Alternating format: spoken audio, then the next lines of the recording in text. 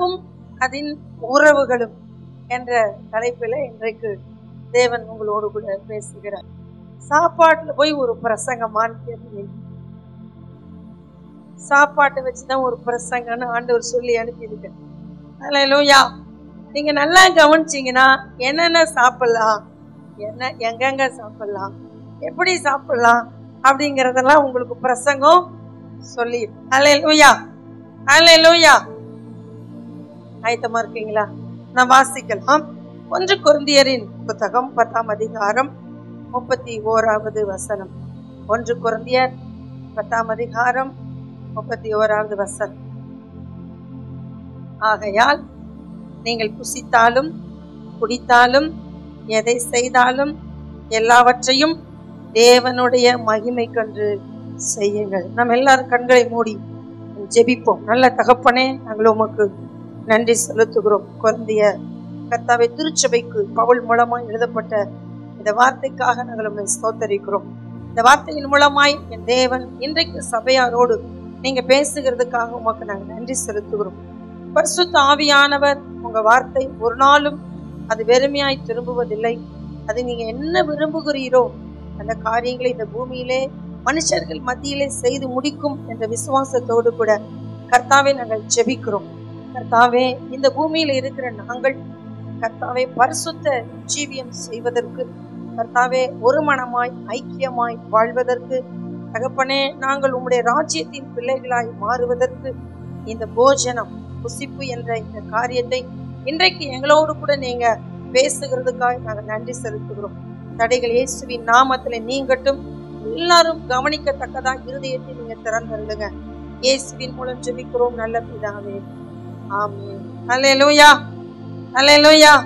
இங்கே கொரிந்து சபைக்கு பவுல் சொல்லும் போது சொல்கிறார், ஆகையால் நீங்கள் புசித்தாலும் குடித்தாலும் எதை செய்தாலும் எல்லாவற்றையும் தேவனுடைய மகிமைக்கென்று செய்யுங்கள். அல்லேலூயா. அதே 1 கொரிந்தியர் 8ஆம் அதிகாரம் 8வது வசனத்துல பவுல் சொல்லுகிறார், போஜனமானது நம்மை தேவனுக்கு உகந்தவர்கள் ஆக்க மாட்டாது. எண்ணத்தினால் எனில் புசிப்பதினால் நமக்கு ஒரு மேன்மையும் இல்லை, புசியாதிருப்பதினால் நமக்கு ஒரு குறைவும் இல்லை. அல்லேலூயா, அல்லேலூயா. அப்ப சாப்பிடாம இருந்தா வாழ முடியுமா அப்படின்னு நீங்க கேட்கலாம். நம்மளை வாழ்வதற்காக, நாம் உயிரோடு ஜீவிப்பதற்காக தேவன் நமக்கு எல்லா சிருஷ்டிப்பையும் படைத்தார். அல்லேலூயா, அல்லேலூயா. மனுஷன் படும் எல்லா பிரயாசமும் அவன் வாய்க்காகத்தானே. அல்லேலூயா. உலகத்துல மக்கள் சொல்லுவாங்க, இந்த அரஜா வயிற்றுக்கு தான் இத்தனை பாடு அப்படின்னு சொல்லுவாங்க. அல்லேலூயா. நம்மள அதனால ஓடி ஓடி காலையில எழுந்த உடனே வேகமா வீட்டுல வேலை செய்யறோம். ஏன்னு கேட்டா வேலைக்கு போகணும் அப்படின்னு. வேலை முடிஞ்சு வேக வேகமா வீட்டுக்கு வர்றோம். ஏன்னு கேட்டா வீட்டுல போய் சமைக்கணும். அப்புறம் வேக வேகமா சமைக்கிறோம். ஏன்னு கேட்டா சாப்பிடணும். வேக வேகமா சாப்பிட்டு எங்க போறீங்கன்னு நான் தூங்கணும். எப்படியே வாழ்க்கை ரொட்டீனா என்ன பண்ணிட்டு இருக்கு போயிட்டு. அல்லேலூயா. மனுஷன் ஏதோ ஒன்றை தேடி ஓடுகிறான். அதுல ஒரு போஜனமும் மிக முக்கியமான ஒன்றாய் இருக்கிறது. அல்லேலூயா, அல்லேலூயா. பாருங்க, போஜனத்தை தேவன் நமக்கு கொடுத்த நோக்கம் நம்முடைய சரீரத்தினால் தேவனை மகிமைப்படுத்த வேண்டும். அல்லேலூயா. நமக்கு உயிர் வாழ்வதற்கு நமக்கு சாப்பாடு மிக மிக அவசியம். அது எதற்காக தேவன் நமக்கு கொடுத்தார்னா, நம் சரீரம் வாழ்ந்திருந்து சுகித்திருந்து அந்த சுகித்திருக்கிற சரீரத்தினால் தேவனை மகிமைப்படுத்த வேண்டும் என்பதுதான் அதன் நோக்கம். அல்லேலூயா, அல்லேலூயா. இந்த சாப்பாட்டுக்கும் உலகத்தினுடைய நம்முடைய காரியங்களுக்கும் நிறைய சம்பந்தம் இருக்கு.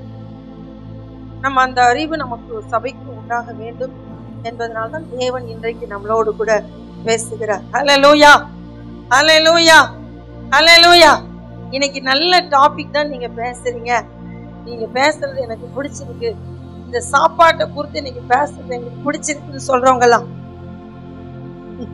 நான் காலையிலேயே வயிற்ற கட்டிட்டு வந்திருக்கிறேன், நான் ரொம்ப பசியா இருக்கிறேன், நீங்க போய் இந்த தலைப்புல பேசுறது எனக்கு பிடிக்கல அப்படின்னு சொல்றவங்க எல்லாம் எல்லாருக்குமே சாப்பாடு. அல்லேலூயா, அல்லேலூயா. பாருங்க, நாம் சாப்பிடுகிற உணவிற்கும் பரிசுத்தத்திற்கும் சம்பந்தம் இருக்கிறது.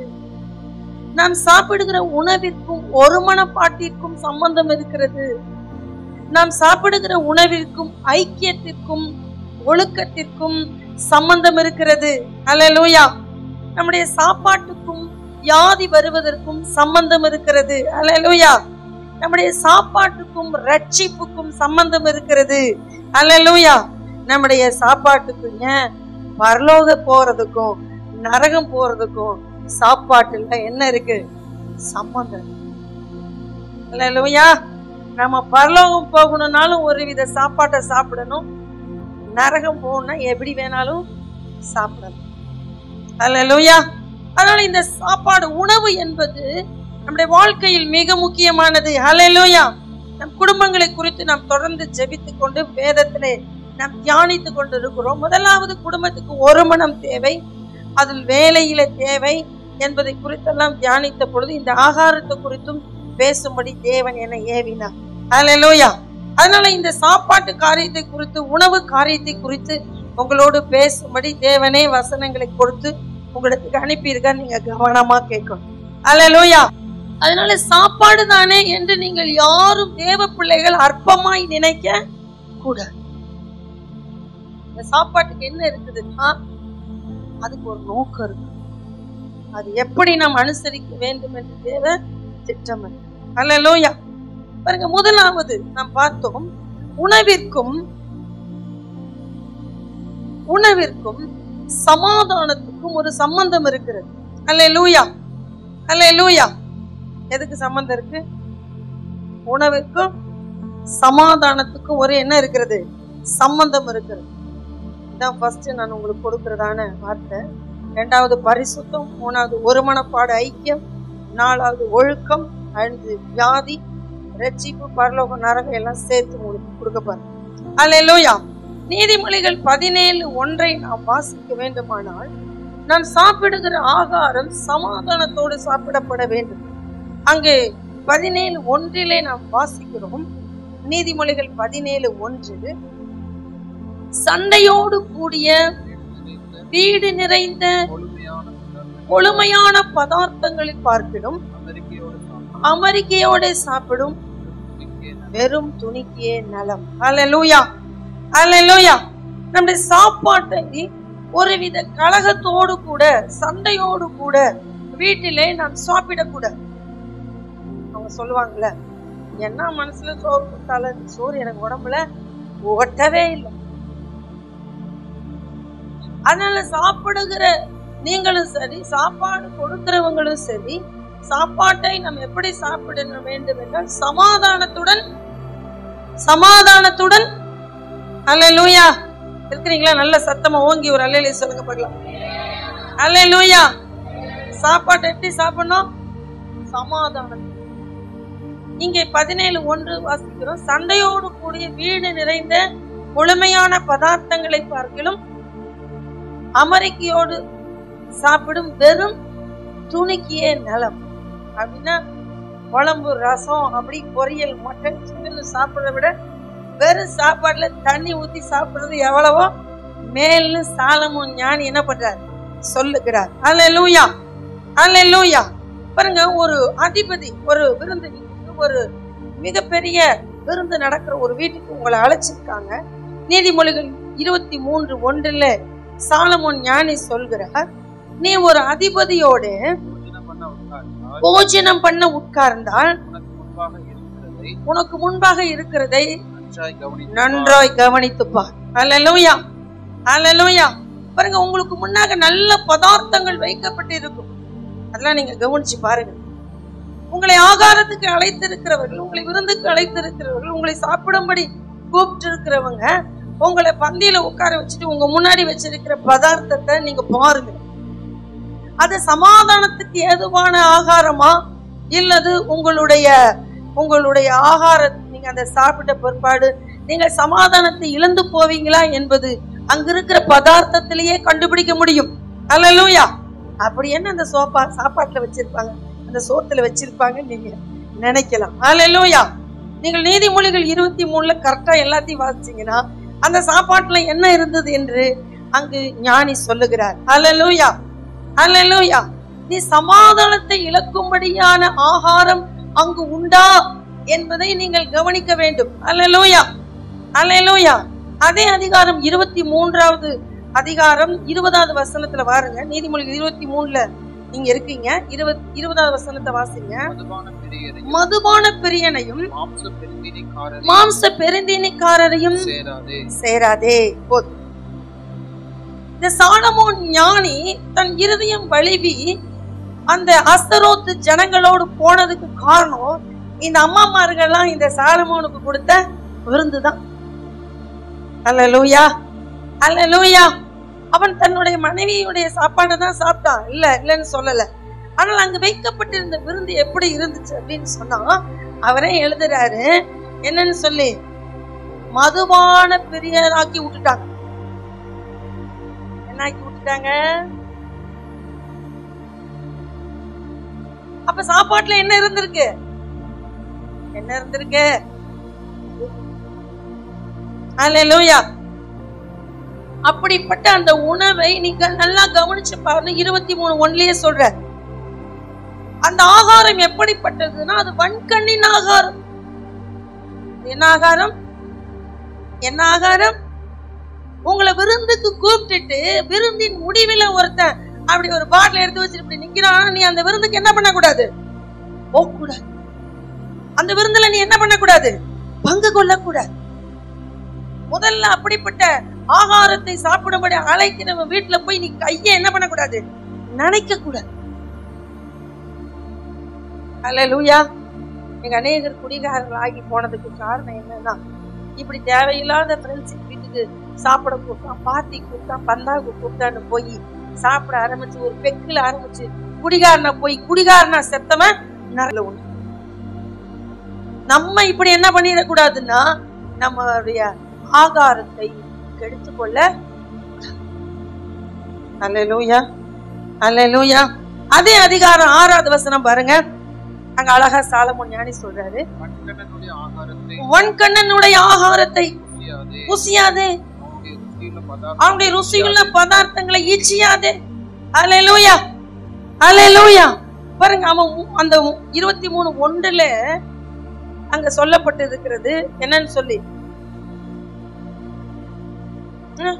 அதிபதி உன்னை விருந்து கலைச்சா உன் முன்பாக வைக்கிறத நீ கவனிச்சு பார். அதே அதிகாரத்துல சாலமோன் ஞானி 6வது வசனத்துல சொல்றார், வன்கண்ணனின் ஆகாரம் அது. என் கண்ண என்ன கண்ண? வன்கண். அப்படின்னா உனக்கு சாப்பாடு கொடுக்கறான்ல, அந்த சாப்பாட்டுக்கு பின்னாடி அவனுக்கு ஒரு நோக்கம் இருக்குது. என்ன நோக்கம்? எப்படியாவது அவர்களை என்ன பண்ண வேண்டும்? பரிசுத்த பாதையிலிருந்து வழி விலகி செய்ய வேண்டும். எப்படியாவது அவன் கட்டு போகணும். அதுக்கு முன்னாடி சாப்பிடறதுக்கு முன்னாடி உனக்கு சமாதானம் இருக்கும். அவனுடைய சாப்பாட்டை நீ சாப்பிட்டு வந்துட்டீங்கன்னா உனக்கு என்ன போயிடும்? சமாதானமே போயிடும். சமாதானமே போயிடும். கவனம். அல்லேலூயா. 6வது வசனத்துல வன்கண்ணனுடைய ஆகாரத்தை புசியாதே, அவனுடைய ருசியுள்ள பதார்த்தங்களை இச்சியாதே. 7வது வசனம், அவன் இருதயத்தின் நினைவு எப்படியோ அப்படியே அவன் இருக்கிறான். புசியும் பானம் பண்ணும் என்று அவன் உன்னோடே சொன்னாலும் அவன் இருதயம் உன்னோட இராது. அல்லேலூயா. நீ புசி, சாப்பிடு சாப்பிடு சாப்பிடு சாப்பிடு சாப்பிடுன்னு சொன்னாலும் அவன் இருதயம் உன்னோட என்ன பண்ணாது? இருக்காது. ஏன்? நீ கெட்டு போகணும். அதுதான் அவன் நோக்கம். நீ எப்படியாவது பாவம் செய்யணும். அதான் உன்னுடைய நோக்கம். நீ எப்படியாவது நல்ல வழியிலிருந்து கெட்ட வழிக்கு போயிடணும். அதுதான் அவன் நோக்கம். அதனாலதான் அங்க சாலமோன் ஞானி சொல்றாரு, வன்கண்ணனுடைய ஆகாரத்தை நீ என்ன பண்ணாத? புசியா. சாப்பாடு எல்லாம் கொடுக்குறான்னு என்ன பண்ணிடக்கூடாது? சாப்பிடக்கூடாது. அல்லேலூயா, அல்லேலூயா. அவன் ஆகாரத்துல என்ன இருக்குது? மதுபானம் இருக்குது. அந்த அதிகாரத்தை முடிக்கும் போது சாலமோன் ஞானி சொல்றாரு, அங்க என்ன இருந்துச்சா? மதுபானம். அது உன்னை தீண்டும், அது உன்னை தீட்டுப்படுத்தும். அல்லேலூயா. அதே நீதிமொழிகள் 23:31 பாருங்க. அந்த ஆகாரத்துல அங்க என்ன இருக்கிறது? மதுபானம் இரத்த வருடமா இருந்து பாத்திரத்தில் பளபளப்பாய் தோன்றும் போது நீ அதை பாரு. அது மெதுவா என்ன பண்ணும்? இறங்கும். அப்புறம் முடிவிலே அது பாம்பை போல் கடிக்கும், பெரியனை போல் தீண்டும். அல்லேலூயா. எனக்கு ரொம்ப அதிர்ச்சியா இருந்துச்சு. பெண்கள் கூட குடிப்பாங்களா அப்படி? பெண்கள் ஆண்களுக்கு இணையா என்ன பண்றாங்க? குடிக்கிறாங்க. உனக்கு தான் குடிக்க தெரியும், எனக்கு குடிக்க தெரியும். அங்க வசனம் சொல்லுகிறது, முடிவில அது பாம்பை போல் கடிக்கும், பிரியனை போல் தீண்டும். அங்க ஆரம்பிச்சு விட்ட அந்த கெட்ட பழக்கம் அப்படியே பற்றி பிடித்து அவன் கடைசியில பார்த்தா அவன் குடிகாரியா மாறி வாழ்க்கையில் சமாதானத்தை இழந்து என்ன பண்றாங்க? நடு தெருவுக்கு நின்றாங்க. அல்லேலூயா, அல்லேலூயா. அதனால நீங்க சாப்பிட உங்களை கூப்பிடுகிற நபர் எப்படிப்பட்டவங்க, அவங்களுடைய எண்ணங்கள் எப்படிப்பட்டது, அவருடைய சிந்தனைகள் எப்படிப்பட்டது என்பதையெல்லாம் குறித்து உங்களுக்கு என்ன இருக்கணும்? அறிவு இருக்கணும். அல்லேலூயா, அல்லேலூயா. அவன் வன்கணனா இருப்பான் என்றான். அவங்க ஊருக்கு சாப்பாட்டுக்கு நீங்க கைய ஒரு நேரம் பட்டினியா கிடங்க. உங்க சமாதானத்தை என்ன பண்ணுங்க? காத்துக்குங்க. இது வஞ்சிக்கிற காலம், இது ஏமாற்றுகிற காலம், இது நம்மளை எப்படியாவது வழி விலகி போக செய்கிற காலம். நம்ம ரொம்ப கவனமா இருக்கும். அல்லேலூயா. உங்கள் சமாதானத்தை கெடுக்கிற உங்கள் ஆகாரத்தின் மேல நீங்க என்ன பண்ணக்கூடாது? அலட்சியமா இருந்து நீங்க சமாதானத்தை கெடுத்துக் கொள்ள கூடாது. நீங்கள் ரொம்ப கவனமா இருந்து உங்கள் சமாதானத்தை நீங்கள் காத்துக்கொள்ள வேண்டும்.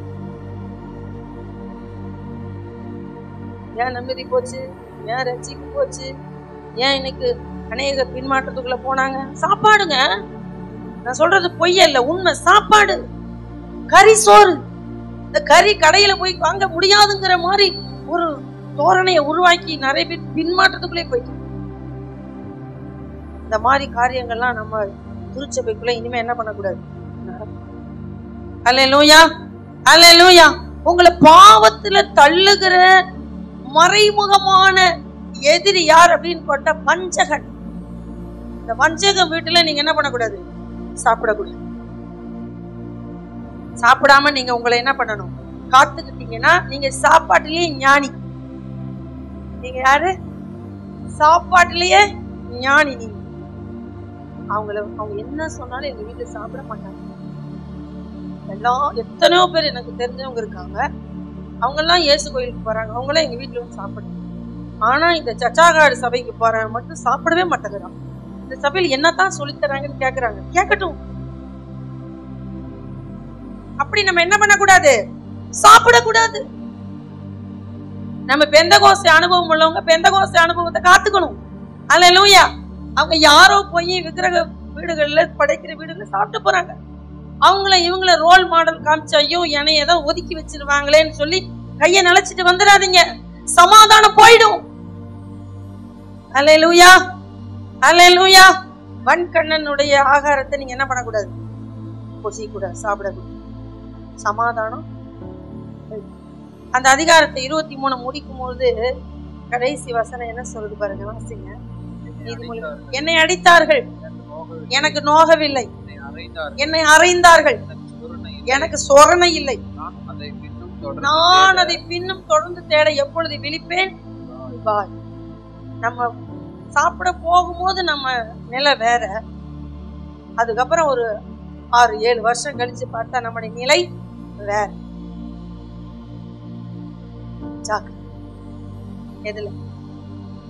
எதுல சாப்பிட. அதனால்தான் நீதிமொழிகள் 15:17 சாலமோன் ஞானி சொல்றாரு, பகையோடு இருக்கும் கொழுத்த எருதின் கறியை பார்க்கிலும் சிநேகத்தோடு இருக்கும் இலைக்கறியே நல்லது. அல்லேலூயா.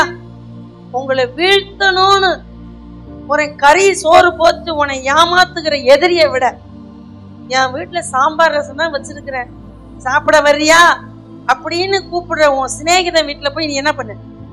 ரசத்துல சாப்பிட்டுட்டு வா, உனக்கு ஒரு பிரயோஜனமும் ஒரு தீங்கும் வராது, உனக்கு ஒரு தப்பு அங்க என்ன பண்ணாது, நடக்காது, ஒரு தீங்கும் வராது, அது உங்களை எந்த நஷ்டமும் படுத்தாது.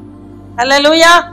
கறி சோறு போடுறாங்கன்னு போய் வஞ்சக வீட்டுல சாப்பிட்டு வந்தீங்கன்னா என்ன போயிடும்? சமாதானம். அதனால சிநேகிதன் வீட்டுல கொடுக்கிற வெறும் கீரை கடைசலை சாப்பிட்டுட்டு வந்துருங்க. வெறும் காய்கறி சாம்பாரை சாப்பிட்டுட்டு வாங்க, தப்பு. அல்லேலூயா, அல்லேலூயா. வெளியில பிரியாணி போடுறான்னா கொஞ்சம் யோசிக்கணும், போடுற பிரியாணி என்ன பிரியாணி? அல்லேலூயா. வெளியில போடுற பிரியாணி என்ன பிரியாணின்னு யோசி. அப்படி சாப்பிட்டு ஏமாந்து போயிடக்கூடாது. அல்லேலூயா. இரண்டாவது, நம்முடைய உணவுக்கும் பரிசுத்தத்துக்கும் ஒரு சம்பந்தம் இருக்கிறது. தானியேலின் புத்தகம் 1ஆம் அதிகாரம் 8வது வசனத்துல நாம் அதை வாசிக்கிறோம். அதற்கு முன்பாக தானியேலின் சரித்திரத்தை நான் உங்களுக்கு சொல்லுகிறேன். தானியேல் எருசலேமில் இருந்து ஒரு யூதன் முதலாவது சிறைப்பட்டு போகும் பொழுது தானியேலும் அவர்களுடைய நண்பர்கள் சாத்ராக், மேஷாக், ஆபேத்நேகோ இவர்கள் 4 இங்கு நடந்த இந்த எருசலேமில் நடந்த கடைசி எழுப்புதல் கூட்டத்தில் எழுப்புதல் அடைந்து தன் பரிசுத்தத்தை காத்து கொள்ள வேண்டும் என்று எப்பொழுதும் பரிசுத்த ஆவிக்குள் நிரம்புகிற ஒரு தேவ அனுபவம் உடைய இவர்கள் நாட்டினுடைய அரசர்கள் செய்த தவறுகளினாலே இவங்க எங்க போறாங்கன்னா பாபிலோனுக்கு சிறைப்பட்டு போகிறாங்க. பாபிலோன் ராஜாவாகிய நேபுகாத்நேச்சார் இவங்களை எல்லாம் ஒரு ரூம்ல அடைச்சிட்டு, இவங்க எல்லாம் யூதர்கள், எருசலேமில் இருந்து வந்த யூதர்கள், நல்ல வாலிபர்கள், பார்க்க அழகா லட்சணமா இருக்காங்க. இவங்களுக்கெல்லாம் தன்னுடைய போஜனத்தை சாப்பிட கொடுத்து இவர்களை ஒரு வருஷம் முழுவதும் இவங்களுக்கு என்ன பண்ணணும்? நல்ல சாப்பாடு கொடுங்க. அது மாத்திரமல்ல, இவர்களுக்கு கல்தேயர் மொழியை கற்றுக் கொடுங்க என்று சொல்லி அவர்கள் எல்லாருக்கும் கல்தேயர் மொழி கற்றுக் கொடுக்கப்பட்டது. அப்படிப்பட்டதான அந்த சூழலில் தான் தானியேல் ஒரு தீர்மானம் எடுக்கிறார். ராஜ போஜனத்தை சாப்பிட வேண்டும் என்பது ராஜாவின் கட்டளை. ஆனால் தானியேல் என்ன தீர்மானம் எடுத்தார்னா, ராஜ போஜனம் எனக்கு வேண்டாம். என்ன போஜனம் வேண்டாம்? ராஜ போஜனம் வேண்டாம். அந்த வசனத்தை வாசிங்க, அதுக்கு என்ன சொல்றேன் உங்களுக்கு. தானியேல் ராஜாவின் போஜனத்தினாலும் 1:8, தானியேல் 1:8, தானியேல் ராஜாவின் போஜனத்தினாலும் அவர் பானம் பண்ணும் திராட்சரசத்தினாலும் தன்னை தீட்டுப்படுத்தலாகாதென்று தன் இருதயத்தில் தீர்மானம் பண்ணிக்கொண்டு தன்னை தீட்டுப்படுத்தாதபடி பிரதானிகளின் தலைவனிடத்தில் வேண்டிக் கொண்டான். அல்லேலூயா. இப்ப ராஜா நேபுகாத்நேச்சார் சாப்பிடுகிற அந்த சாப்பாடு, அவருக்கு தினமும் சமைக்கப்படுகிற அந்த மட்டன், அது தினமும் விக்கிரக கோயில்களிலே வெட்டப்பட்டு அங்கிருந்து வருகிற கறி தான் ராஜாவுக்கு என்ன பண்ணுவாங்க? சாப்பாடா சமைப்பாங்க. அல்லேலூயா. இப்ப ராஜா சாப்பிடுகிற சாப்பாடு எங்க வெட்டின கறி? ராஜா சாப்பிடலாம், அவர் புறஜாதியா, ஒரு யூதன் சாப்பிடுவார் அப்படி.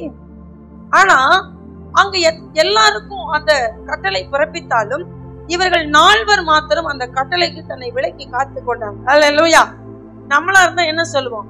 நாங்களே அடிமையா வந்திருக்கிறோம், நம்ம போய் இங்க வீரவசனம் எல்லாம் பேச முடியாது. ஏய், நீ சாப்பிடு, நானும் சாப்பிடு அப்படின்னு கூட வந்தவனையும் குளிப்பறிச்சு சாப்பிட வச்சு நம்மளும் என்ன பண்ணிருப்போம்? சாப்பிட்டு. ஆனா தானியேல் சொல்லுகிறார், நான் ராஜ போஜனத்தினால் என்னை தீட்டுப்படுத்திக் கொள்ள மாட்டேன். அல்லேலூயா. அந்த வைராக்கியத்தை தேவன் பார்க்கிறார். அல்லேலூயா. தீட்டுப்படுத்திக் கொள்ள மாட்டேன் என்று பிரதானிகளின் தலைவனிடத்துல கேட்டுக்கொண்டபடி அவங்களுக்கு 10 நாள் டெஸ்ட் வைக்கிறாங்க.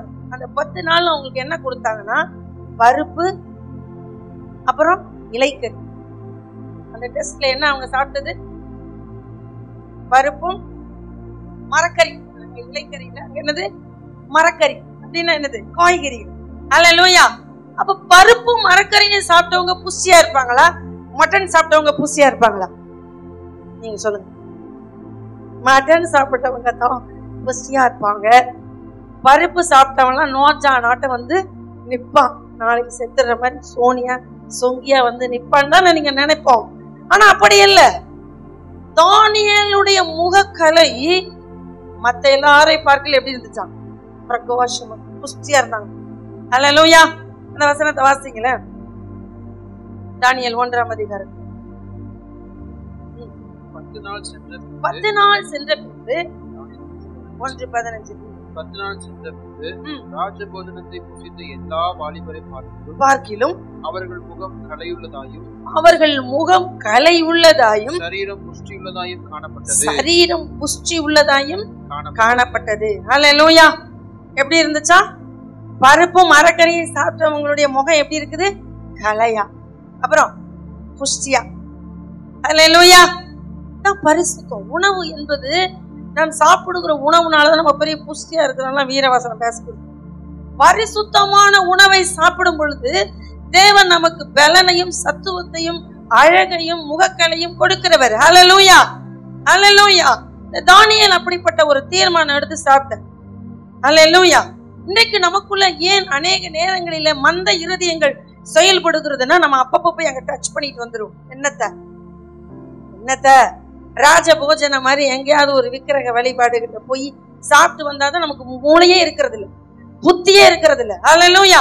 இவன் அது மாதிரியான காரியங்களில் எல்லாம் இந்த தானியேல் தன்னை தீட்டுப்படுத்தாமல் காத்து கொண்டதினாலே வேதம் அதே 1ஆம் அதிகாரத்திலே அவருடைய ஞானத்தை குறித்து அங்க எழுதப்பட்டு இருக்கிறது. 20வது வசனத்துல, ஞானத்துக்கும் புத்திக்கும் அடுத்த எந்த விஷயத்தில் ராஜா அவர்களை கேட்டு விசாரித்தானோ அதிலே ராஜ்யம் எங்கும் உள்ள சகல சாஸ்திரிகளிலும் ஜோசியரிலும் அவர்களை 10 மடங்கு சமர்த்தராக ராஜா கண்டான். அல்லேலூயா, அல்லேலூயா. இந்த மட்டன் சாப்பிடாம எனக்கு பருப்பும் மரக்கறியும் போதுன்னு சாப்பிட்ட தானியேலுக்குள்ள எவ்வளவு ஞானம் இருந்துச்சு? 100க்கு 100 மார்க். 10 மடங்கு. அல்லேலூயா, அல்லேலூயா. கண்டதை தின்றால் குண்டனாகலாம், கண்டதை பிடித்தால் பண்டிதராகலாம், கண்டதை தின்றால் குண்டனாகலாம். போற இடத்துல எல்லாம் சோத்த போடுங்கன்னு என்ன பண்ணிடக்கூடாது? சாப்பிடக்கூடாது. ஞானம் போயிடும், பரிசுத்தம் போயிடும். அல்லேலூயா, அல்லேலூயா.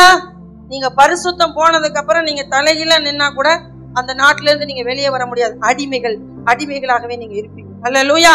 தன்னை பரிசுத்தத்தை காத்து கொண்ட இந்த தானியேலுக்கு தேவ ராஜ்யத்தின் ரகசியங்கள் வெளிப்படுத்தப்பட்டது. அல்லேலூயா. அந்த நாட்கள் மாத்திரமல்ல, இயேசு கிறிஸ்துவின் வருகை வரையிலும் 1000 வருட அரசாட்சி வரையிலும் நடக்க போகிற சகல காரியங்களும் தானியேலுக்கு மறைபொருளாக வெளிப்படுத்தப்பட்டது. அல்லேலூயா, அல்லேலூயா. அவ்வளவு தேவ ரகசியங்களை தானியேலுக்கு தேவன் ஏன் வெளிப்படுத்த வேண்டும் என்றால், தன் பரிசுத்தத்தை சொந்த நாட்டுல இல்லங்க, அடிமையா போன பாபிலோன்ல தன்னை என்ன பண்ணாரு? சாப்பாடுதான். ஆனா அந்த சாப்பாடு எப்படி படுத்துகிற சாப்பாடு? அநேக நேரங்களில் நம்மளை தீட்டுப்படுத்தக்கூடிய சாப்பாடு.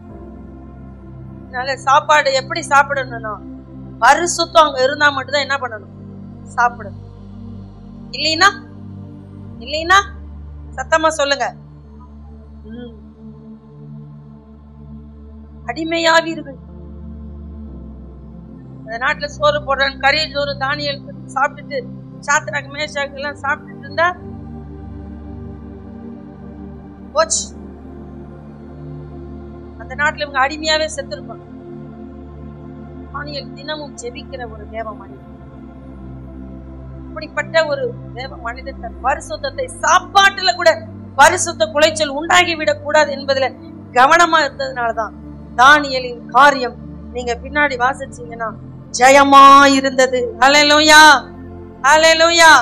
6ஆம் அதிகாரம் கடைசி வசனம் நினைக்கிறேன். தானியேலின் காரியம் எப்படி இருந்துச்சா? ஜெயமா. 28:6-28. தரியுவின் ராஜ்யபார காலத்திலும் பெர்சியனாகிய கோரேசுடைய ராஜ்யபார காலத்திலும் தானியேலின் காரியம் ஜெயமா இருந்தது. அல்லேலூயா. நீங்க பரிசுத்தமா உங்க உணவு காரியத்துல நீங்க பரிசுத்தத்தை காத்து கொள்வீங்கன்னு சொன்னா கர்த்தர் உங்களுடைய காரியத்தில் எல்லாவற்றிலும் என்ன தருவார்? ஜெயம் தருவார். என்ன தருவார்? எங்க காத்துக்கணும்? எதை காத்துக்கணும்? பரிசுத்தத்தை. தாவீது சங்கீதங்களிலே சொல்லும் பொழுது, என் உதடுகளை துன்மார்க்கன் முன்பு நான் பேசாதபடி என் வாய்க்கு நான் என்ன பண்ணேன்?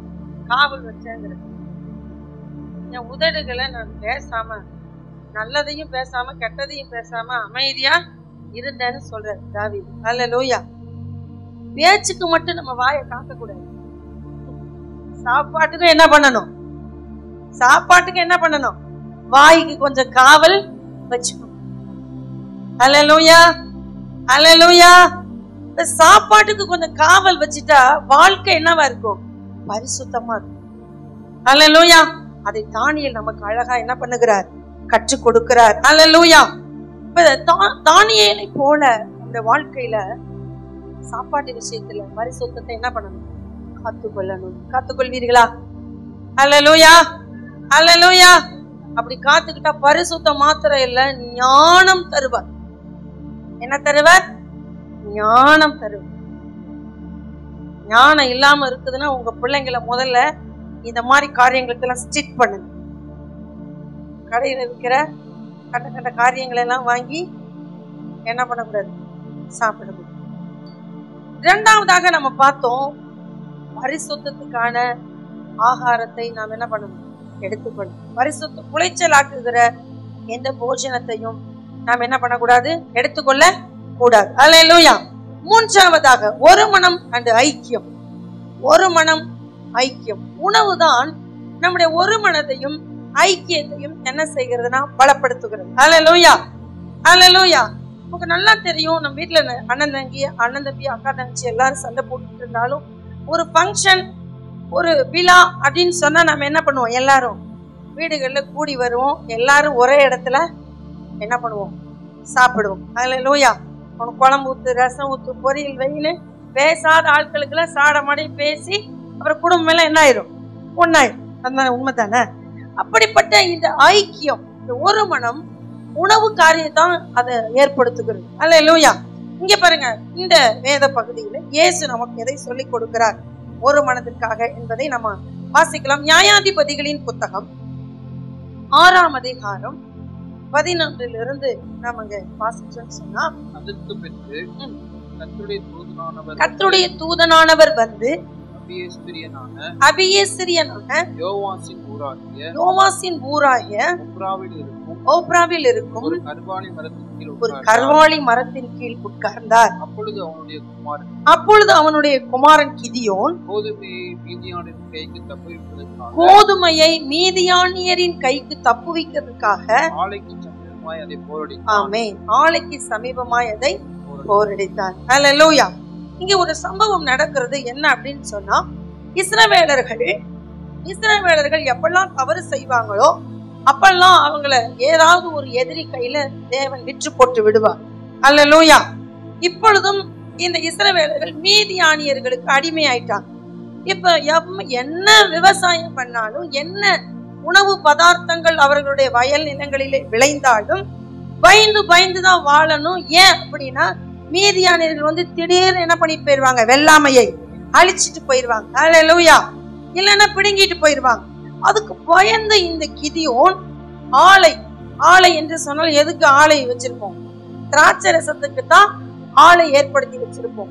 அப்படிப்பட்ட ஆலை இருக்கிற இடத்துல கோதுமையை போரடித்து கொண்டிருக்கிற இந்த கிதியோனை பார்க்க தான் இயேசு வருகிறார் அங்கு. அல்லேலூயா. வேதாகமத்தில் நமக்கு பழைய ஏற்பாட்டில் எங்கே தேவ தூதனானவர் என்ற வார்த்தை குறிப்பிடப்படுகிறதோ அங்கெல்லாம் இயேசுதான் அங்கு வந்தார் என்பதற்கான சான்று அதுதான். அல்லேலூயா. தேவ தூதனானவர் என்ற வார்த்தை எங்கெல்லாம் குறிப்பிடப்படுகிறதோ அங்கெல்லாம் யாரு வந்ததாக அர்த்தம்? திருத்துவத்தில் ஒருவராகிய இயேசு வந்ததாக அர்த்தம். அல்லேலூயா. இப்போ கிதியோனை சந்திக்க இயேசு வருகிறார். யார சந்திக்க? கிதியோனை சந்திக்க வந்து கர்வாலி மரத்துக்கு அடியில உட்கார்ந்து இருக்கிறார். அப்போ கிதியோன் ஆலையின் பக்கத்துல என்ன செய்கிறார்? கோதுமையை போரடிக்கிறார். அல்லேலூயா. இப்ப கிதியோனை பார்த்து இயேசு சொல்லுகிறார். என்ன சொல்லினா 12வது வசனம், பராக்கிரமசாலியே கர்த்தர் உன்னோட இருக்கிறார். அல்லேலூயா. என்ன சொல்லுகிறார்? பராக்கிரமசாலியே கர்த்தர் உன்னோட இருக்கிறார். பக்கத்துல பார்த்து சொல்லுங்க, பராக்கிரமசாலியே கர்த்தர் உன்னோட இருக்கிறார். ஏங்க இவர் நோஞ்சா நாட்டு இருக்கிறாரு, இவரை போய் நீங்க பராக்கிரமசாலியேன்னு சொல்றீங்க அப்படிங்கிற மாதிரி நீங்க பாக்குறீங்க. யாரோட கர்த்தர் இருக்கிறாரோ அவங்க எல்லாம் யாரு? பராக்கிரமசாலிகள். அல்லேலூயா. இல்ல சத்தமா அல்லேலூயா. இயேசு சொல்லுகிறார் கிதியோனை பார்த்து, கிதியோன் எப்படி போர் அடிச்சிட்டு இருக்காரு, பயந்து பயந்து போர் அடிச்சிட்டு இருக்காரு. அவரை பார்த்து இயேசு சொல்லுகிறார், பராக்கிரமசாலியே, கர்த்தர் உன்னோட கூட இருக்கிறார். இப்படி சொன்னோன்னே கிதியோனுக்கு ஒரு கேள்வி வருது, என்னன்னு, நீர் எங்களோடு கூட இருந்தீங்கன்னா நாங்க ஏன் இந்த மீதியானியருக்கு பயந்து இப்படி வாழணும்? அல்லேலூயா. நம்ம கூட கேள்வி கேட்கிறல்ல, இயேசு என்னோடு கூட இருந்தா நான் ஏன் இப்படி கஷ்டப்படணும்? நான் ஏன் இப்படி வருத்தப்படணும்? நான் ஏன் இப்படி அழுதுகிட்டு இருக்கணும்? நான் ஏன் இப்படி வியாதியில கஷ்டப்படணும் கேள்வி கேட்கிறல்ல, ஆண்டவர் உங்களை பார்த்தா சொல்றாரு, நான் உன்னோட தான் இருக்கிறேன். அல்லேலூயா. இந்த பாயிண்டுடைய தலைப்பு நமக்கு ஒரு மனம், இன்னொன்னு ஐக்கியம். அல்லேலூயா.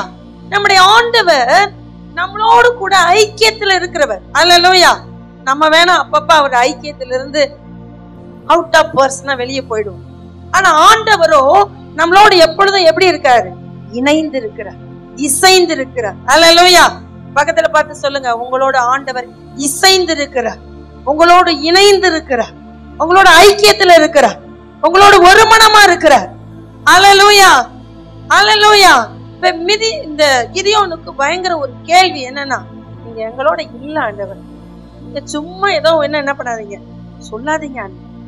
நம்ம சொல்றல, நீங்க ஏதோ உன்னை வளராதீங்க, நீங்க எங்களோட இருந்தா நாங்க இப்படி கஷ்டப்படுறோம். இன்னைக்கு ஆண்டவர் உங்களை தேடி வந்திருக்கிறார்.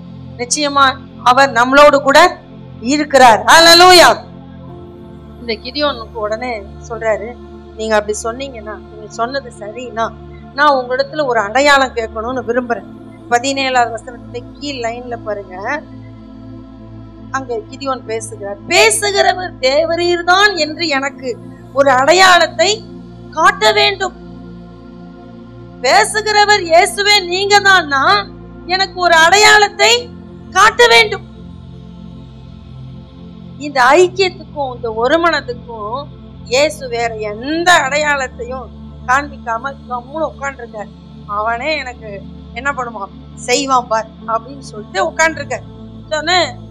இயேசு என்ன பண்ணிட்டாரு, சரி நான் இருக்கிறேன், ஒரு அடையாளத்தை காட்ட வேண்டும் என்று சொல்லி என்ன கேட்கிறாருன்னா, கிதியோன் 18ஆம் வசனம் கடைசி லைன்ல பாருங்க என்ன சொல்றாரு.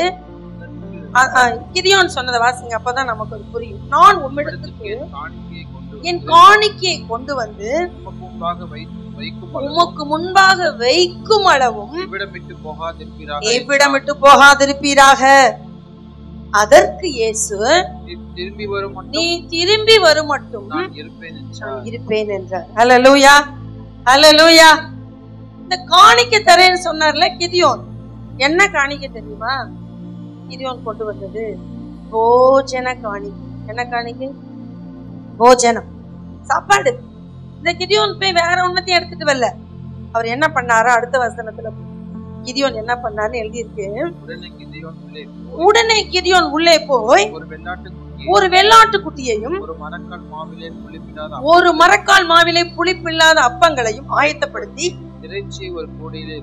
இறைச்சியிலே ஒரு கூடையிலே வைத்து ஆணத்தை ஒரு கிண்ணத்திலே வார்த்து அதை வெளியே கர்வாலி மரத்தின் கீழ் இருக்கிற அவரிடத்தில் கொண்டு வந்து வைத்தான். அல்லேலூயா.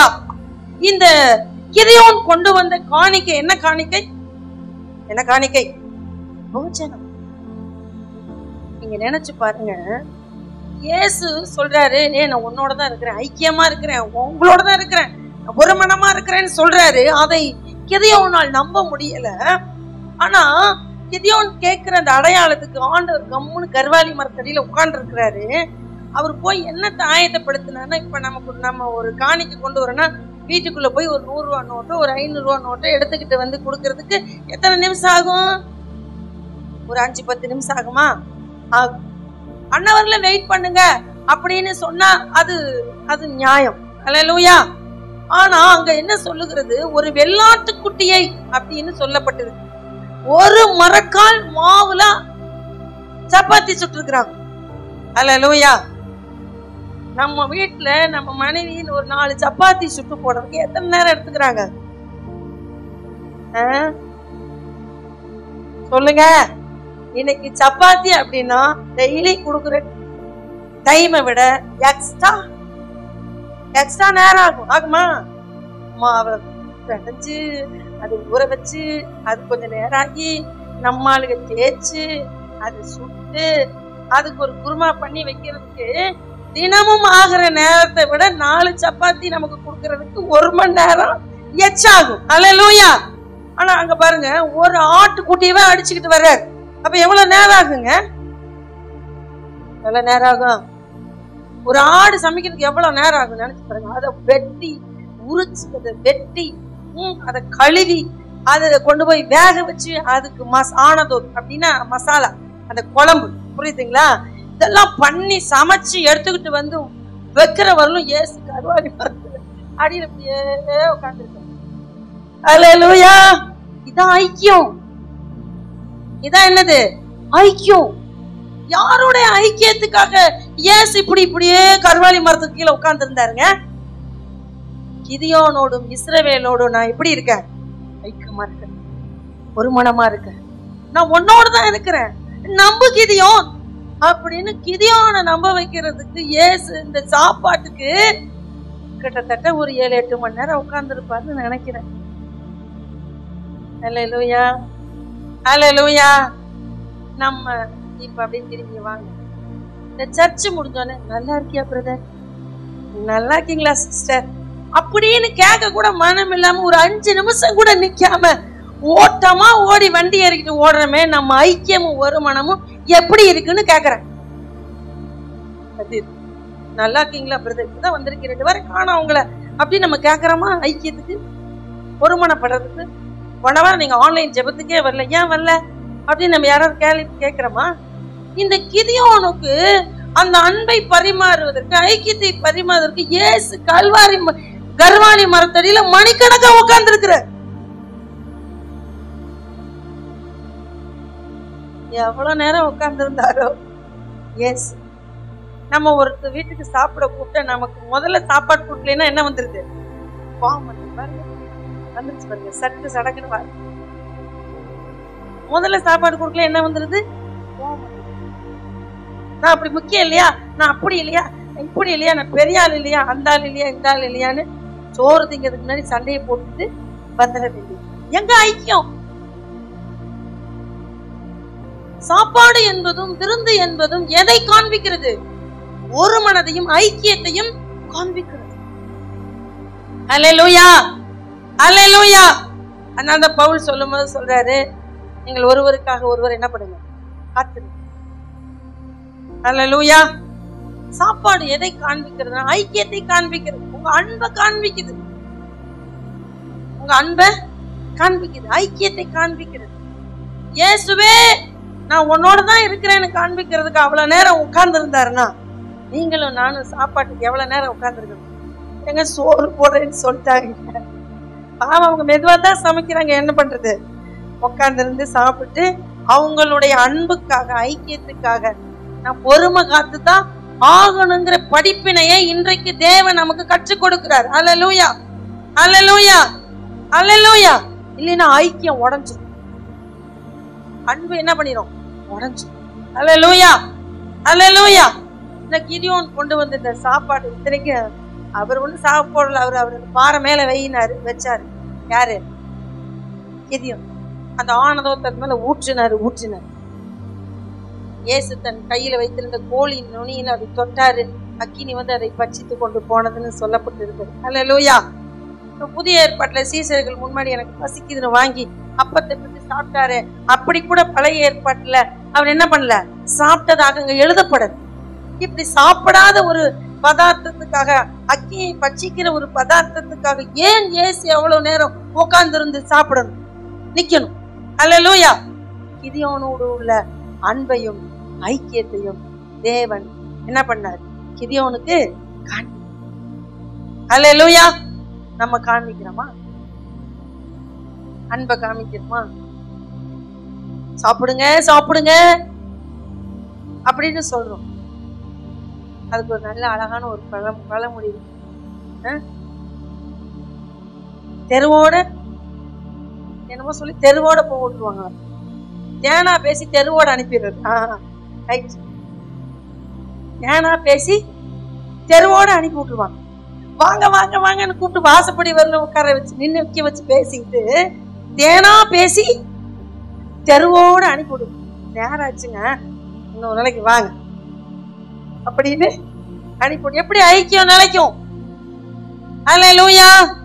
விருந்து உண்ண பழகுங்கள், விருந்து கொடுக்க பழகுங்கள், அன்பை பகிர பழகுங்கள், ஐக்கியத்தை பகிர பழகுங்கள். அல்லேலூயா, அல்லேலூயா.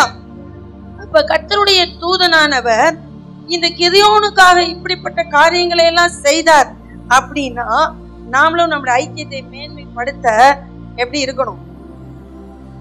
எப்படி இருக்கணும்? ஒருமுகத்துக்காக. அல்லேலூயா, அல்லேலூயா. தேவனோடு உள்ள உறவுல, ஐக்கியத்துல, ஒரு மனதுல நாம் இணைந்திருக்க, இசைந்திருக்க, ஒரு மனப்பட கவனம் செலுத்தும். அல்லேலூயா, அல்லேலூயா. அப்ப உங்கள் போஜனம் ஐக்கியத்தையும் ஒரு மனதை என்ன பண்ணணும்? உண்டாக்க வேண்டும். நீங்கள் போஜனம் கொடுக்கணும், இல்லைன்னா மற்றவர்கள் கொடுக்கிற போஜனத்தை ஏற்று அன்பையும் ஐக்கியத்தையும் ஏற்படுத்தி கொள்ள வேண்டும். அல்லேலூயா. மூன்றாவதாக நாம் பார்க்கிறோம், போஜனம் நமக்கு ஒரு மனதையும் ஐக்கியத்தையும் ஏற்படுத்தும். நான்காவதாக இந்த போஜனம் வியாதியை நமக்கு உண்டாக்கும். என்ன போஜனம் அது? இந்த போஜனம் என்னத்தை உண்டாக்குதான்? வியாதி. வியாதியா இருக்கிறவங்க கொஞ்சம் கவனி. ஒருவேளை இதனாலதான் வியாதி வந்திருக்கலாம். வியாதி வருவதற்கு அநேக காரணங்கள் இருக்கு. அதுல ஒரு காரணம் என்னது? போஜனம், சாப்பாடு. அல்லேலூயா. என்னாகும்? 25ஆம் அதிகாரம் 1-3 வரலும் நம்ம வாசிக்கலாம். இஸ்ரவேலர் சித்தீமிலே தங்கி இருப்பதில் ஜனங்கள் மோவாபியருடைய குமாரத்திகளோட வேசித்தனம் பண்ண தொடங்கினார்கள். அவர்கள் தங்கள் தேவர்களுக்கு இட்ட பலிகளை விருந்துண்ணும்படி ஜனங்களை அழைத்தார்கள்.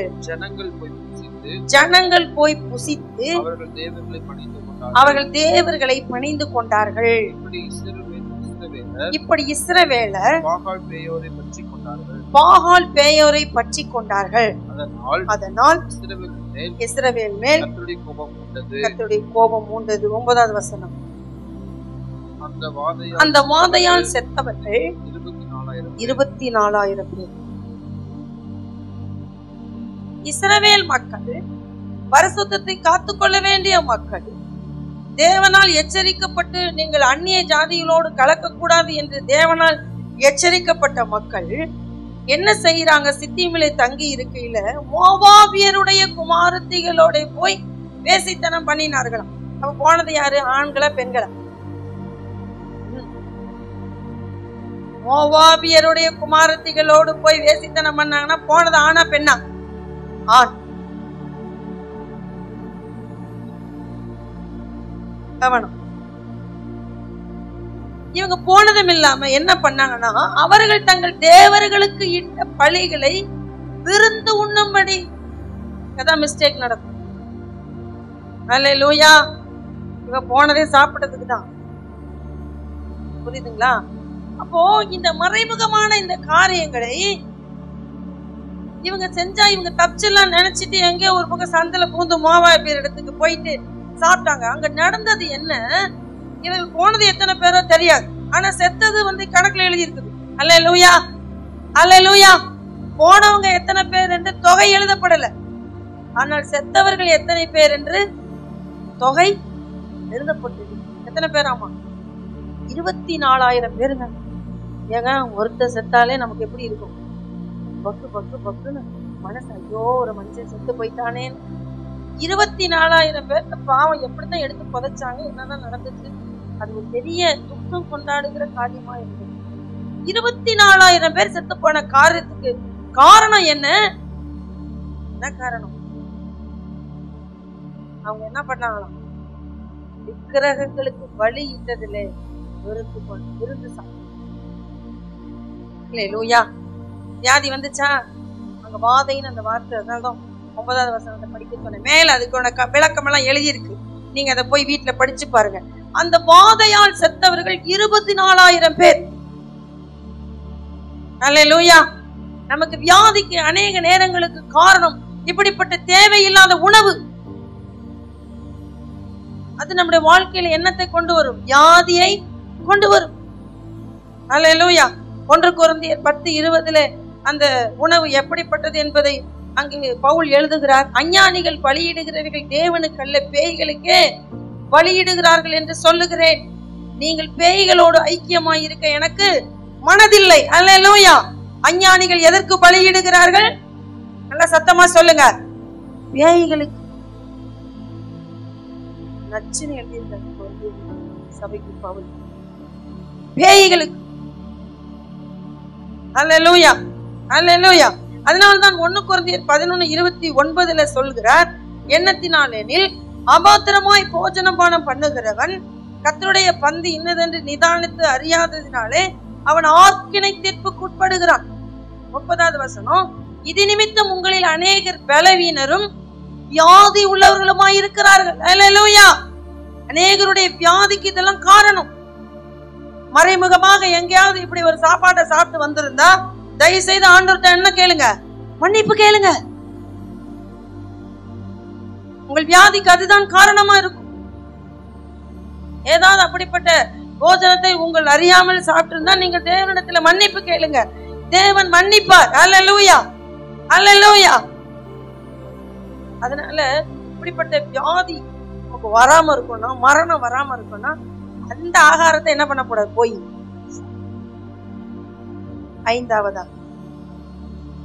ஐந்தாவதாக ரட்சிப்பின் விருந்து. அதுவே பரலோகம் செல்லும் விருந்து. நரகத்துக்கு செல்லுவதற்கும் அதான் விருந்து. அப்படி என்ன மூணுமே ஒரே விருந்தா இருக்குது அப்படின்னு நீங்க கேட்கலாம். இப்ப கவனிங்க.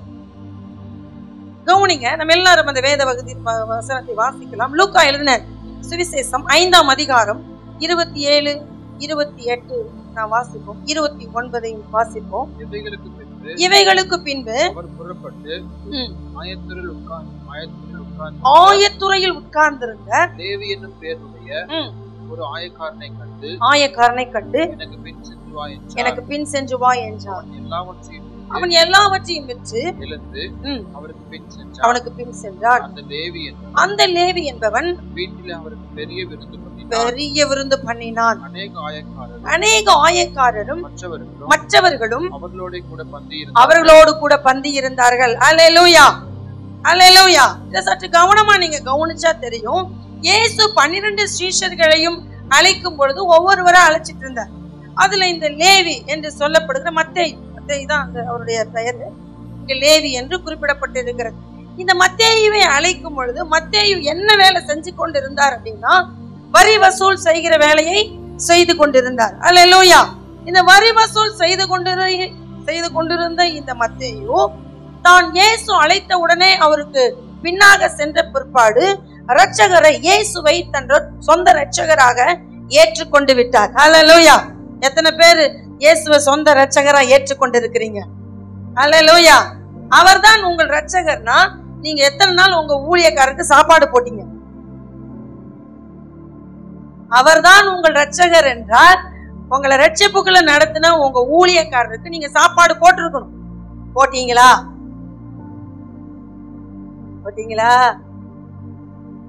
சரி, கொஸ்டினுக்காக உங்களுக்கு கேட்டேன். இந்த லேவி பாருங்க, தன் ரட்சிக்கப்பட்ட உடனே சாப்பாடு போடுறார். யாருக்கு? ஜீசஸ். அல்லேலூயா. அங்க அந்த வசனம் சொல்லுது பாருங்க, அவன் எல்லாவற்றையும் விட்டு எழுந்தவருக்கு பின் சென்றான். அந்த லேவி என்பவன் தன் வீட்டிலே அவருக்கு, யாருக்கு? இயேசுவுக்கு பெரிய விருந்து பண்ணினான். ஏக ஆயக்காரரும் மற்றவர்களும் அவரோட கூட பந்தி இருந்தார்கள். அல்லேலூயா. அல்லேலூயா. உண்மையாய் ரட்சிக்கப்பட்டிருக்கிற இந்த லேவி கரெக்டா யாரை கூப்பிட்டு சாப்பாடு போடணுமோ அவரை கூப்பிட்டு மத்தேயு சோறு போடுற. அல்லேலூயா. அல்லேலூயா. இந்த இயேசு இதைத்தான் பிரசங்கம் பண்ணி இருந்தார். ஒருவேளை இந்த பிரசங்கத்துல அவர் அப்புறம் தான் பண்ணார். ஆனா லேவிக்கு இயேசுவோட இருந்த அந்த சிநேகத்தை பார்த்து யாரை கூப்பிட்டு சாப்பாடு கொடுக்கணுமோ அவங்கள கூப்பிட்டு கரெக்டா லேவி என்ன பண்றாரு? மத்தேயு சாப்பாடு கொடுக்கிறார். அல்லேலூயா. இந்த ஆயக்காரரையும் பாவிகளையும் லேவி வீட்டுக்கு அழைத்திருந்தார் என்றும் இயேசுவுக்கு சாப்பாடு கொடுக்கும்போது அவர்களுக்கும் சாப்பாடு கொடுத்தார் என்றும் என்ன பண்ணப்படுகிறது, வேதம் நமக்கு சொல்லுகிறது. ஹல்லேலூயா, ஹல்லேலூயா. ஒருவர் நமக்கு வீட்டுக்கு, நம்ம வீட்டுக்கு யார விருந்துக்கு அழைக்கணும்னு இயேசு சொல்லி தராருன்னா, இயேசுவை ஒரு பரிசேயன் ஒரு நாள் விருந்துக்கு அழைச்சிருந்தான். ஆனால் அந்த பரிசேயனும் விருந்துக்கு இயேசுவை அழைச்சிட்டு அந்த விருந்து வீட்டுக்கு வந்திருந்த அந்த இயேசுவுக்கு காண்பிக்க வேண்டிய அந்த அன்பை என்ன பண்ணல, காண்பிக்கலன்னு கூட சொல்லலாம். இன்னொன்னு, அவன் இயேசுவை குற்றம் கண்டுபிடிக்கும்படி அந்த வீட்டுக்கு அந்த நாள் அந்த பரிசேயன் அழைச்சிருந்தான். அல்லேலூயா, அல்லேலூயா. அதனால இயேசு அங்க போய் உட்கார்ந்து இருக்கிறார். அந்த விருந்துக்கு உட்கார்ந்து இருந்த போது அநேகர் அடிச்சு புடிச்சு முதல் லைன்ல வந்து சீட்ல உட்காந்துட்டாங்க. என்னத்துக்கு? சாப்பிடுறதுக்கு. நல்லா கவனமா இருக்கிறீங்க. என்னத்துக்கு வந்து உட்கார்ந்தாங்க? எல்லாரும் சாப்பிடுறது. அப்ப இயேசு சொல்றாரு, நீங்க இப்படி சாப்பாட்டுக்கு முந்தி வந்து என்ன பண்ணக்கூடாது, உட்காரக்கூடாது. உங்களை விட பெரியவங்க யாராவது அழைச்சிருந்தா, அழைக்கப்பட்டவங்க வரும்பொழுது, அவங்க லேட்டா வரும்பொழுது உங்களுக்கு என்ன பண்ணுவாங்க, பின்னாடி போய் உட்காருன்னு சொல்லிட்டு அவங்களை கூப்பிட்டு முன்னாடி உட்கார வைக்கும் பொழுது உங்களுக்கு வெட்கம் உண்டாகும். அதனால நீங்க யாரை சாப்பிட கூப்பிடணும்னு இயேசு அங்க சொல்லி கொடுக்கிறார். 14ஆம் அதிகாரம் 12வது வசனத்துல பாருங்க, இயேசு என்ன சொல்லி கொடுக்கிறார். அன்றியும் அவர் தம்மை விருந்துக்கு அழைத்தவனை நோக்கி, நீ பகல் விருந்தாவது ரா விருந்தாவது பண்ணும்போது உன் சிநேகிதரையாகிலும் உன் சகோதரர்களையாகிலும் உன் பந்து ஜனங்களையாகிலும் ஐஸ்வர்யமுள்ள அயலகத்தாராகிலும் அழைக்க வேண்டாம். அவர்களும் உன்னை திரும்ப அழைப்பார்கள். அப்பொழுது உனக்கு பதிலுக்கு பதில் செய்யப்படும். அல்லேலூயா. இப்ப விருந்து எப்படி கொடுக்கணும்னு இயேசு நமக்கு சொல்லித்தர. இததான் லேவி செஞ்சிருந்தார்.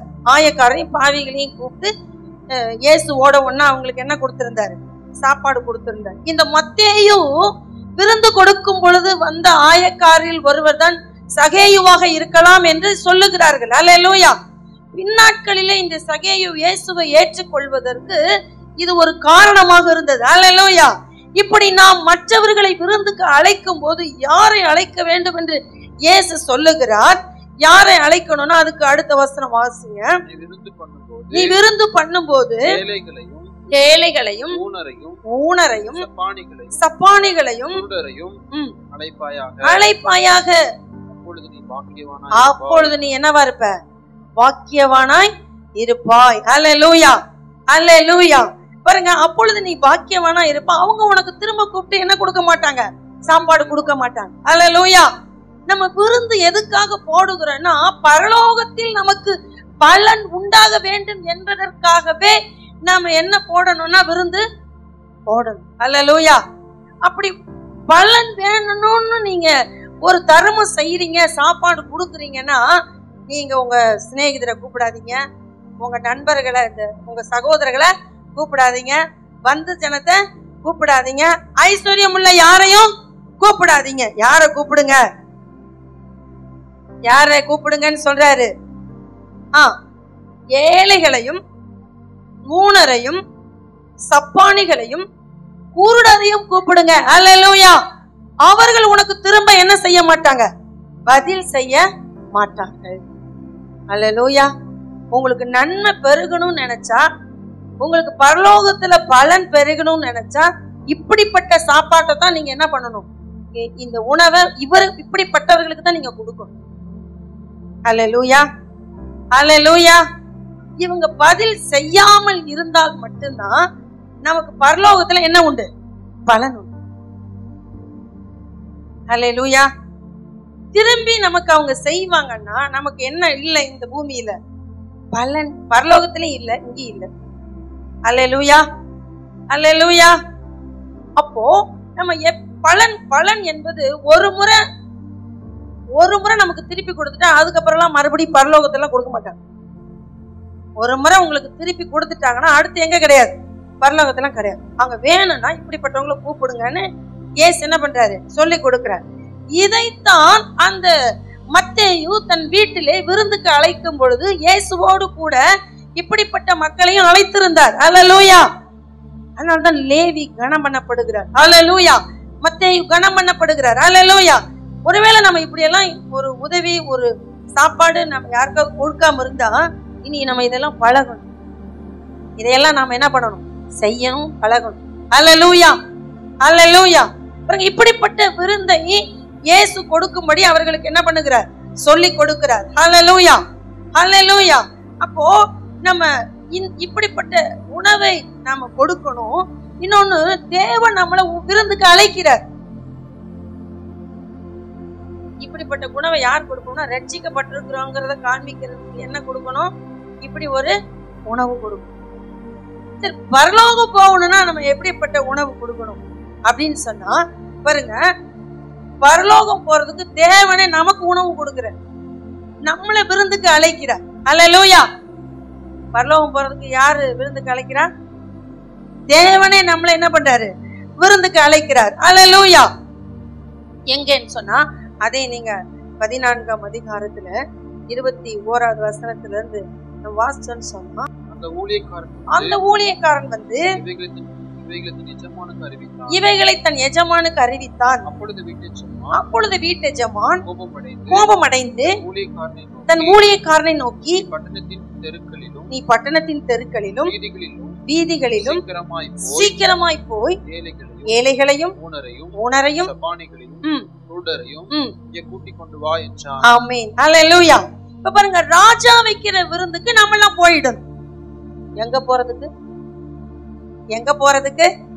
பரலோகம் போறதுக்கு. அல்லேலூயா. பரலோகம் போறதுக்கு என்ன சாப்பாடு சாப்பிடணும்? ராஜா வைக்கிற விருந்துக்கு நம்ம என்ன பண்ணிடணும்? சாப்பிட போயிடணும். அல்லேலூயா. ராஜா என்ன பண்ணார்னா, ஒரு பெரிய விருந்து ஆயத்தம் பண்ணி இருந்தார். நீங்க மேல 16வது வசனத்துல வாசிங்கன்னா, அதற்கு அவர், ஒரு மனுஷன் பெரிய விருந்தை ஆயத்தம் பண்ணி அநேகரை அழைப்பித்தான். அல்லேலூயா. அழைச்சது யார் யார அழைச்சாருன்னு சொன்னா, அங்க ஒரு 3 நபரை குறித்து சொல்லப்பட்டிருக்கு. அவங்களை எல்லாம் அந்த எஜமானுடைய வேலைக்காரர் போய் கூப்பிடுறாரு, ஊழியக்காரர் போய் கூப்பிடுறாரு. அப்படி கூப்பிடும் போது ஒருத்தர் சொன்னா, நான் வந்து ஒரு வயல் வாங்கி இருக்கிறேன், அதை போய் நான் சோதிச்சு பார்க்கணும், வரக்கூடாது, வர முடியாதுன்னு. அல்லேலூயா. இப்ப நம்ம சொல்றோம்ல, மக்கள்கிட்ட போய் சொல்றோம், ஏங்க ஞாயிற்றுக்கிழமை சர்ச்சுக்கு வாங்கன்னா, எங்க ஞாயிற்றுக்கிழமை தாங்க எனக்கு ரொம்ப வேலை, அன்னைக்கு தாங்க என்னால என்ன பண்ண முடியாது, சர்ச்சுக்கே வர முடியாதுங்க, வேற நாள் வரட்ட. வேற நாள் எப்படி ஆராதனை மாதிரி இருக்குமா? இருக்காதுல்ல. ஆனா ஞாயிற்றுக்கிழமை வாங்கன்னா அவங்க அது ஒரு சாக்கு போக்கு சொல்றாங்க. என்ன சொல்லக்கூடாது? என்ன சொல்லக்கூடாது? விருந்துக்கு கூப்பிட்ட ராஜாவுக்கு சாக்கு போக்கு சொல்லக்கூடாது. நான் வயலை வாங்கினேன், சோதிச்சு பார்க்கணும். நான் 10 ஏறு மாடு வாங்கியிருக்கிறேன், அதை போய் சோதிச்சு பார்க்கணும். நான் புதுசா கல்யாணம் முடிச்சிருக்கிறேன், என் பெண்ணை கூட்டிக்கிட்டு, மனைவியை கூட்டிக்கிட்டு பிக்னிக்கு போகணும், நான் வரக்கூடாதுன்னு 3 பேர் சாக்கு போக்கு சொல்லிட்டேன். 3 பேரு சொன்னதுக்கு அப்புறம் தான் இப்ப நம்ம வாசிச்சல, என்னென்ன வாசிச்சோம்? தெருக்களிலும் வீதிகளிலும் சீக்கிரமா போய் எல்லாத்தையும் கூட்டிட்டு வாங்க. அப்படி கூட்டிட்டு வந்தவங்க தான் இப்ப நம்ம எல்லாம். யார் யாரோ வேண்டான்னு சொன்ன ரட்சிப்ப நம்மளா தெருவுல நின்னோம்ல, நம்மள பெரிய சிங்காசனத்துல மாட மாளிகையில வாழ்ந்தமாக்கணும். எங்க நின்னோம்? எல்லாராலும் ஒதுக்கப்பட்டு, தள்ளப்பட்டு, நிர்பந்தப்படுத்தப்பட்டு, புறக்கணிக்கப்பட்டு நின்ன நம்மளை கூப்பிட்டு ராஜா இப்ப எங்க வச்சிருக்கிறாரு? விருந்து சாலைக்குள்ள வச்சிருக்கிறார். அல்லேலூயா, அல்லேலூயா. நம்ம எல்லாம் அந்த ராஜா அழைச்ச விருந்துக்கு வந்துட்டோமா, வரலையா? இனி யாரெல்லாம் வரல? இயேசு ராஜா வச்ச விருந்துக்கு யாரெல்லாம் வரல அப்படின்னா இப்ப யாருன்னு உங்களுக்கே தெரியாது. யாரெல்லாம் இன்னும் இயேசுவை ஏற்றுக்கொள்ளாம, மூலிகை ஸ்நானம் பண்ணாம, அபிஷேகம் பெறாம இருக்கிறோமோ, அவங்க எல்லாம் இன்னும் ராஜா வச்ச விருந்துக்கு வரலன்னு அர்த்தம். அல்லேலூயா. என்ன பண்ணணும்? இயேசுவை விசுவாசித்து மூழ்கி ஸ்நானம் எடுக்கணும், கீழ்ப்படியணும். அல்லேலூயா. அவருடைய அபிஷேகத்தை பெற்றுக்கொள்ளணும். அவருடைய திருவிருந்து பந்தியில நம்ம என்ன பண்ணணும்? கிரமமாய் உட்காரணும். அல்லேலூயா. அதுதான் என்னது? அவருக்கு கீழ்ப்படிந்திருக்கிறோம் என்பதற்கு அர்த்தம். அல்லேலூயா. இந்த விருந்துக்கு யாரெல்லாம் வரலையோ அவங்க என்னத்தை இழந்துடுவாங்கன்னா, ரட்சிப்பை இழந்து விடுவாங்க. அவங்க எங்க வர முடியாதுன்னா பரலோகம். நான் சொல்லல, பைபிள் சொல்லுது. 24வது வசனத்துல, அழைக்கப்பட்டிருந்த அந்த மனுஷரில் ஒருவனாகிலும் என் விருந்தை ருசி பார்ப்பதில்லை என்று உங்களுக்கு சொல்லுகிறேன். யார் அழைக்கப்பட்டிருந்தா? மாடு வாங்க மாடு செக் பண்ணா ஒருத்தன், காட்டை செக் பண்ணா ஒருத்தன், கல்யாணம் பண்ணிருக்கான்னு சொன்னல, அவங்க யாரும் எங்க வர முடியாது? ராஜாவுடைய விருந்துக்கு வர முடியாது. அந்த விருந்துக்கு நீங்க வரணும்னா அவர் கூப்பிடும் போதே என்ன பண்ணிடணும்? பரலோக விருந்துக்கு போயிச்சேன்னா அவர் இப்ப கூப்பிடும் போதே என்ன பண்ணிடணும்? வந்து விட வேண்டும். ஹல்லேலூயா, ஹல்லேலூயா. இவர்கள் தேவனுடைய, இப்ப உள்ள இருக்கிறவங்களாம் தேவனுடைய ராஜ்யத்துக்கு பங்குதாரர்களாய் உள்ள உட்கார்ந்து இருக்கிறோம். ஹல்லேலூயா. எங்க இருந்தும் நம்ம என்ன பண்ணிடக்கூடாது? விருந்துல இருந்து எந்திரிச்சு போயிடக்கூடாது. அங்க கவனமா இருக்கணும். ஹல்லேலூயா. நான் விருந்துக்கு வந்துட்டேன்னு சொல்லிட்டு உடனே மதில் ஏறி குதிச்சு பின்பக்கமா ஓடிடக்கூடாது. ரட்சிப்பை இழந்துடக்கூடாது. ஹல்லேலூயா. ராஜ்யம் போயிடும். ஹல்லேலூயா. அததான் யூதர்கள் செஞ்சாங்க. நாங்க ஆபிரகாமின் சந்ததி, நாங்கள் யூதர், ஒரிஜினல் யூதர், நாங்க வந்துருவோம் ராஜ்யத்துக்கு. ஆண்டு சொன்னார், ஆயக்காரரும் வேசிகளும் உங்களுக்கு முன்னே ராஜ்யத்துல இருப்பாங்க, நீங்களோ புறம்பான இருளிலே தள்ளப்படுவீர்கள். அந்த யூதரை பார்த்து அந்த வார்த்தையை ஜீசஸ் சொன்னார்னா, நம்மளும் ஜாக்கிரதையா இருக்கணும். நம்மளும் ஜாக்கிரதை இல்லைன்னா என்ன பண்ணப்படுவோம்? தள்ளப்படுவோம். என்ன பண்ணப்படுவோம்? தள்ளப்படுவோம். கவனமா இருக்கணும். அல்லேலூயா. இன்னும் நீங்க லூக்கா 16ஆம் அதிகாரத்துல 2 மனிதர்களை குறித்து நம்ம அங்க வாசிக்கிறோம். ஐஸ்வர்யவான், அவன் தன் சம்பாத்தியத்துல நல்ல சௌகரியமாய் வாழ்ந்தான், ஆடம்பரமாய் உடுத்தி இருந்தான். ஒரு ஏழைக்கு எள்ளு உருண்டை கூட இறங்கல. அவன் வீட்டிலே இருந்த அந்த லாசருவுக்கு அவன் என்ன செய்யல? இறக்கம் செய்யல. அல்லேலூயா. நம்ம ராஜா நம்மளை கூப்பிட்டு சாப்பாடு கொடுத்தாரு, யாருக்கோ கொடுக்க வேண்டிய சாப்பாட்டை நமக்கு கொடுத்தாரு. நம்ம ஏழைக்கு இறங்கணுமா இறங்க கூடாதா? இறங்கணும். ஆனா நம்ம இன்னும் எள்ளு மூலத்துல கூட இறங்க மாட்டேங்கிறோமே அப்படி நம்மள நினைச்சு நமக்கு கவலையா இருக்கு. அல்லேலூயா. இங்க என்ன சொல்லுகிறாருன்னா, ஐஸ்வர்யவான் எப்படி வாழ்ந்தானாம்? 22, 23ல 19, 25 மட்டும் வாசிக்கலாம். 19ஆம் வசனம், 25ஆம் வசனம். அங்க ஐஸ்வர்யவானை குறித்து எழுதப்பட்டு இருக்கிறது. ஐஸ்வர்யவான் 15, 16, 19, 25. ஐஸ்வர்யமுள்ள ஒரு மனுஷன் இருந்தான். அவன் ரத்தாம்பரமும் வெளியேற பெற்ற வஸ்திரமும் தரித்து அனுதினமும் சம்பரமாய் வாழ்ந்து கொண்டிருந்தான். அவன் வாழ்க்கை அப்படி இருக்கு. 25ஆம் வசனம் பாருங்க. அதற்கு ஆபிரகாம், மகனே, நீ பூமியில உயிரோடு இருக்கும் காலத்தில் உன் நன்மைகளை அனுபவித்தாய், லாசருவும் அதை நினைத்துக்கொள். இப்பொழுது அவன், நீயோ வேதனை. அல்லேலூயா. நம்ம ராஜா நமக்கு இரக்கம் செஞ்சது போல நம்மளும் ஏழைகளுக்கு என்ன செய்யணும்? இரக்கம் செய்யணும். அல்லேலூயா. இன்றைக்கு தேவன் அதைத்தான் நம்ம இடத்துல எதிர்பார்க்கிறார். இந்த ஐஸ்வர்யவானும் அதை மறந்துட்டான்.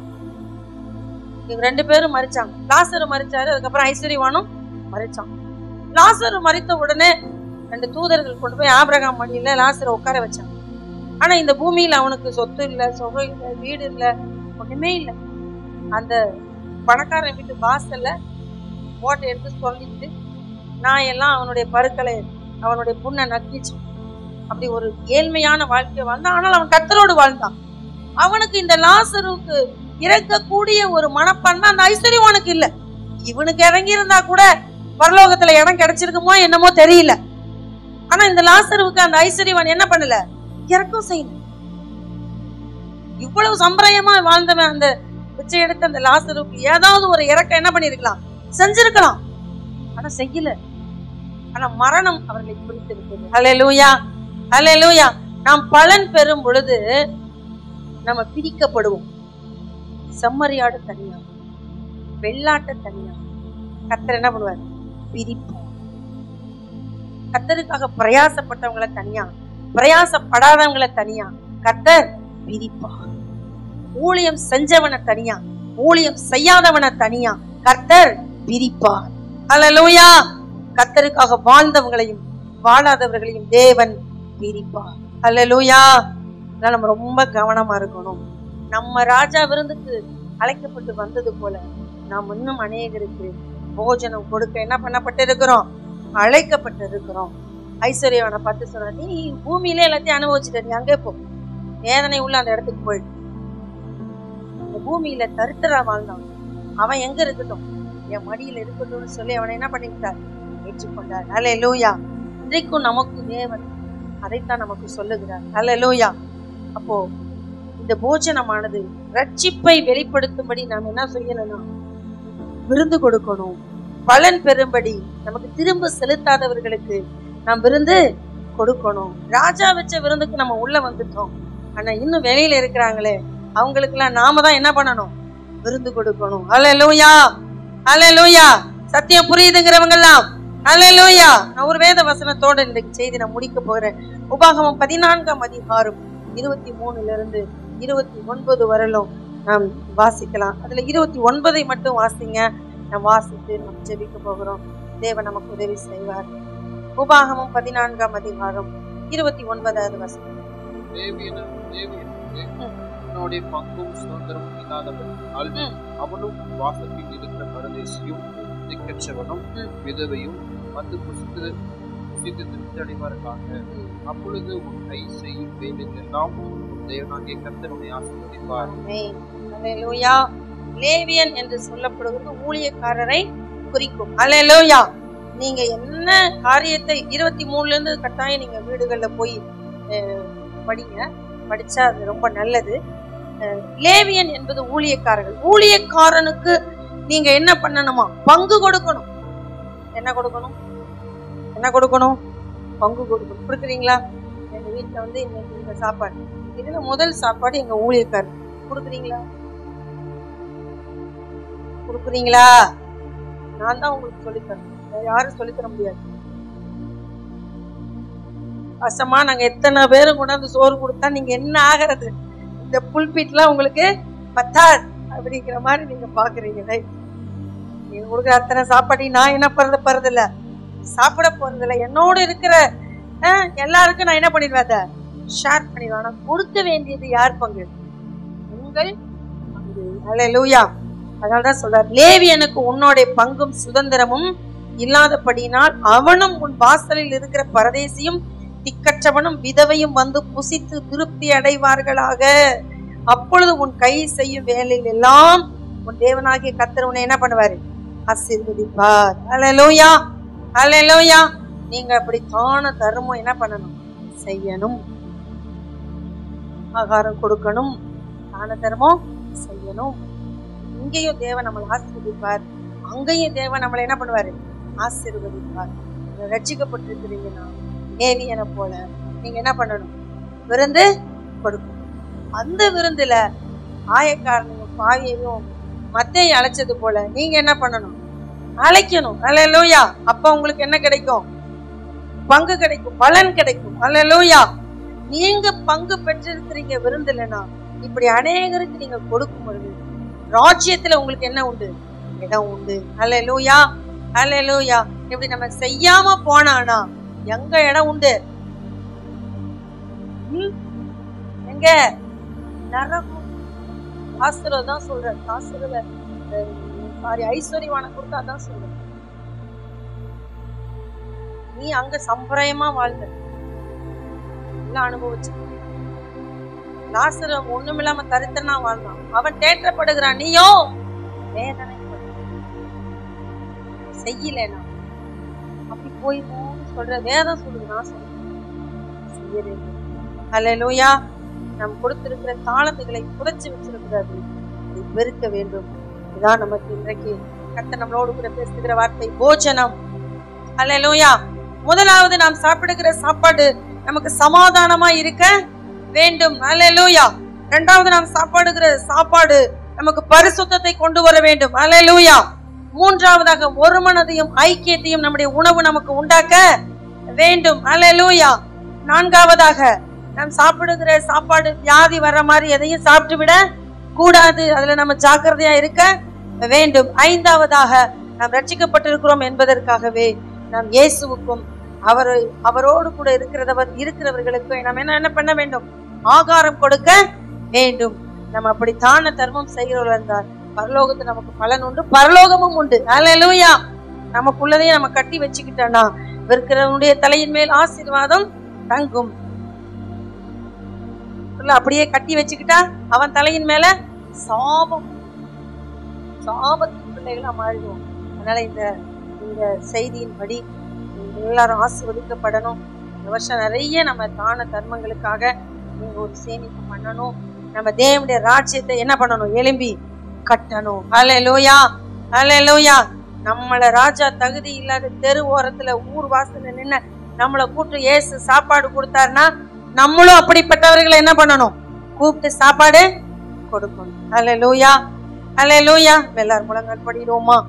ஜெபிப்போம். நன்றி அப்பா, அருமையான நல்ல ஆராதனை நாளுக்காக நாங்கள் நன்றி செலுத்துகிறோம். போஜனத்தை குறித்து நீர் எங்களுக்கு கற்றுக் கொடுத்தீர்கள். அதன் மூலியமாய் நாங்கள் பரிசுத்தமாக்கப்பட வேண்டும். சமாதானம் உண்டாக வேண்டாம்ப்பா. அதன் மூலியமாய் ஐக்கியப்பட வேண்டும். அதன் மூலியமாய் நாங்கள் அப்பா வியாதியிலிருந்து விடுதலைப்பட வேண்டும், பண்ணப்பட வேண்டும் என்பதை எல்லாவற்றையும் அதன் மூலியமாய் நாங்கள் ரட்சிப்பை அடைய வேண்டும் என்பதை எல்லாவற்றையும் எங்களுக்கு கற்றுக் கொடுத்ததற்காக நாங்கள் நன்றி செலுத்துகிறோம்ப்பா. இந்த வார்த்தையின் மூலியமாய் நாங்கள் உணவுதானே என்று அதை நாங்கள் தவறாய் பயன்படுத்தி விடாதபடி, அதன் மூலியமாய் நாங்கள் பாவத்தை செய்து விடாதபடி தேவனே நீர் எங்களை பாதுகாத்துக் கொள்ள வேண்டும் நாங்கள் ஜெபிக்கிறோம். அப்பா போஜனம் அப்பா அது தேவனுக்கு பிரியமாய் எங்களுடைய வாழ்க்கையில அப்பா அதை நாங்கள் எடுத்துக்கொள்ள அதன் மூலியமாய் நாங்கள் பலனடி எங்களுக்கு உதவி செய்தலுங்க. இந்த வார்த்தையின் மூலம் அப்பா எங்கள் ஒவ்வொருவரோடும் இடைபடுங்க. இதன் மூலம் நாங்கள் வாழ்க்கையை மாற்றப்பட, வியாதி பலவீனங்களிலிருந்து விடுதலையாக்கப்பட நீங்க உதவி செய்தலுங்க. இந்த வார்த்தையை பகிர்ந்து கொடுத்த தாசருக்காய் நன்றி. இன்னும் அநேகருக்கு நீ அவர்களை பயன்படுத்துங்க. இந்த வார்த்தையை கேட்ட ஒவ்வொருவரையும் நீங்க தேவனே நீங்க ஆசீர்வதிங்க. பெரிய காரியம் நீங்க செய்திடலுங்கப்பா. இன்றைக்கு இந்த ஆராதனைக்கு வந்திருக்கிற ஒவ்வொருவரையும் நீங்க ஆசீர்வதித்து அவருடைய வாழ்க்கையை நீங்க ஆசீர்வதிக்க வேண்டும் நாங்கள் ஜெபிக்கிறோம்.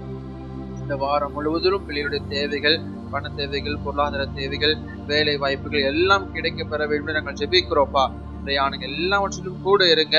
படிக்கிற பிள்ளைகளை நீங்க ஆசீர்வதிங்க. நன்மையானவர்கள் நீங்க செய்திருங்க. எல்லா வியாதிகள், பலவீனங்கள், பாவங்கள், சாபங்கள், அப்பா விபத்துகள், நாசமோசங்கள் எல்லாவற்றுக்கும் விலக்கி நீங்க பாதுகாத்துக் கொள்ளுங்க. தேவ கரம் எப்பொழுதும் கூட இருந்து வழிநடத்தட்டும். பெரிய காரியங்களை நாங்கள் எதிர்பார்க்கிறோம். நீங்க செய்யுங்க. இயேசு கிறிஸ்துவின் அதிகாரமுள்ள நாமத்தில் ஜெபிக்கிறோம் நல்ல பிதாவே. என் ஆத்துமாவே கர்த்தரை ஸ்தோத்திரி, என் முழு உள்ளமே பரிசுத்த நாமத்தை ஸ்தோத்திரி. என் ஆத்துமாவே கர்த்தரை ஸ்தோத்திரி, கர்த்தர் செய்த சகல உபகாரங்களை மறவாதே. ஆமென். ஹல்லேலூயா, ஹல்லேலூயா, ஹல்லேலூயா.